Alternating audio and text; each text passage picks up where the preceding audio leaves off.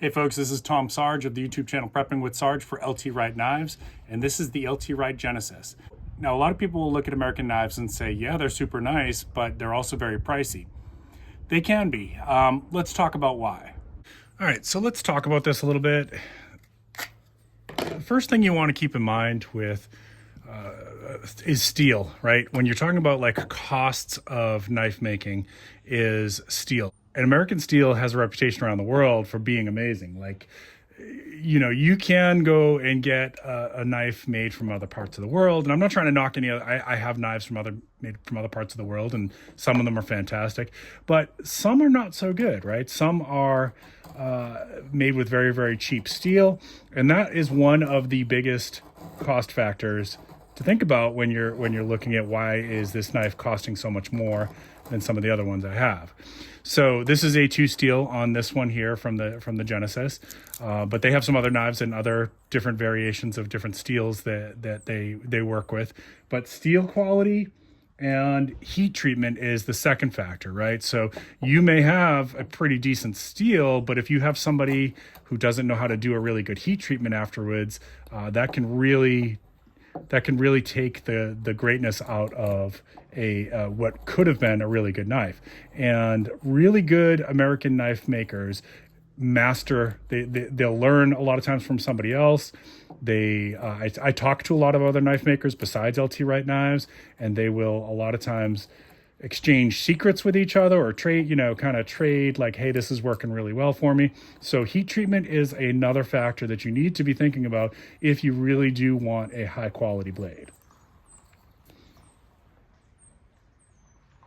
Another factor that allows some knife makers to be able to cut costs and then be able to pass those costs on to the consumer is safety regulations and labor. Now, here in the United States, we want people to be paid well. We want people to be able to, especially for something that's like a trade craft, like making knives, we want people to be able to pay their mortgage and rent. Other countries don't necessarily have those same regulations, so they can cut those costs quite a bit. And that is passed, sometimes those savings are passed on to the consumer. Safety regulations is another huge one, right? So in the United States, we have some of the most strictest safety regulations in the world. And that's great because we want to protect the people who are handling these materials, right? You don't want a 10-year-old using knife making machinery, right? That's just something we don't do here in the United States. But in other countries, they don't necessarily have to deal with those kind of safety regulations. And so you might have a little I'm not trying to accuse anybody, but you might have a sweatshop where you've got 8-year-old kids using machinery, and the next thing you know, one of those kids has lost a finger, and these countries don't have any regulations to protect the children. They probably aren't giving them any kind of compensation if they lose a finger or a limb. And that's something, you have to think about the ethics of knife making, right? And if you want that to be something that you value. So I'm not saying all knives made out of the United States are like that, but I am saying that some are. Third factor would be craftsmanship, right? So when you talk about an American knife, right, an American made, handmade, specifically handmade knife, we're talking about how much is an actual person handling the knife during the process, right? Some American knife companies have it's basically completely automated, right? There's very few people that are actually touching the knife. LT Wright knives are handmade. You have people touching the knife and handling the knife and forging the knife and heat treating the knife and sharpening the knife throughout the whole process of it. And so, yeah, you're getting something special. I like to think of it as like a piece of art, right? So a piece of functional art, actually, but you're getting something that has been handcrafted. So another example would be here in the city that I live in. We have these baskets that are handmade by people, and it's been a tradition that's been passed down by the Gullah Geechee community for generations, right? Since the early days of the United States. And it's a family tradition, and the weaves and the knots and things like that are passed down. Some of it's family secrets. The sources they're called sweetgrass baskets. The sources of where they get their sweetgrass is a family secret, and they don't share that with anybody. I can go to I can go to like a Dollar Tree or something like that and buy myself a basket for $1. Or I can buy something handcrafted that's actually a functional piece of art, like a sweetgrass basket that's made by somebody from the Gullah Geechee community. And it's basically an heirloom quality functional piece of art that can be passed down to the next generation and the next generation, and it tells a story. American-made knives that are handcrafted are like that. This knife here, if I take care of it, will last me a lifetime, and then I can pass it on to somebody else. It is an heirloom quality knife. And the last factor to consider is, of course, warranty. LT Wright knives have basically a lifetime warranty against defects, right? So obviously there's some limitations on that. I can't leave this in salty water. That's human error, and think that like that's their responsibility. That's human error. I can't throw this on the concrete repeatedly and think that like that's use and abuse, right?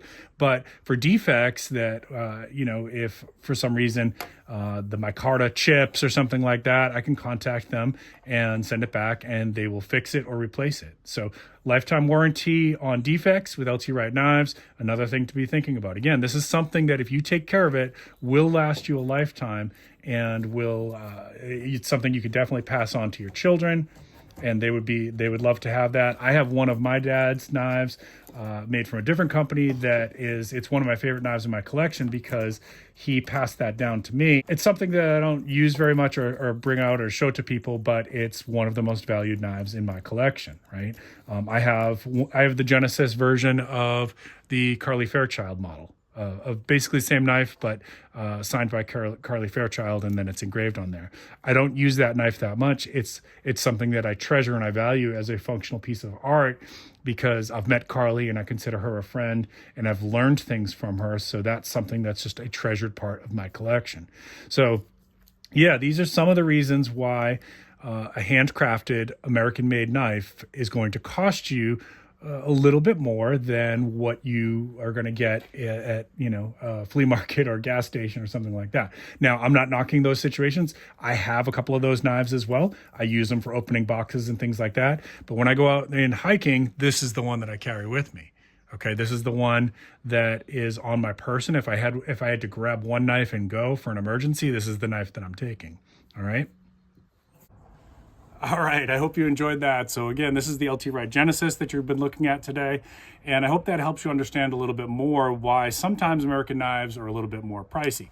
I get it. If cost is a major issue for you right now, do what I did. Start out with what you can afford and save up your money and work your way up so that you get something that's like a heirloom quality knife that's going to basically last you for the rest of your life and you're never going to be disappointed in it. That's what we would call like a grail knife, right? So the LT Wright Genesis was a grail knife for me. And I bought this one myself. Yes, I do videos for LT Wright, but I paid for this myself because I had wanted one for a very long time. So I hope that helps you a little bit. Make sure you subscribe down below and check out some of the other videos on the LT Wright YouTube channel. This is Preppin' with Sarge. I'll see you next time.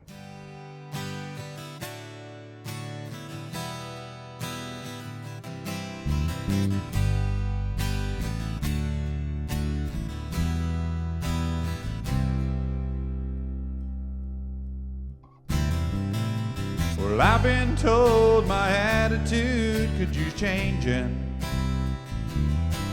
and my lifestyle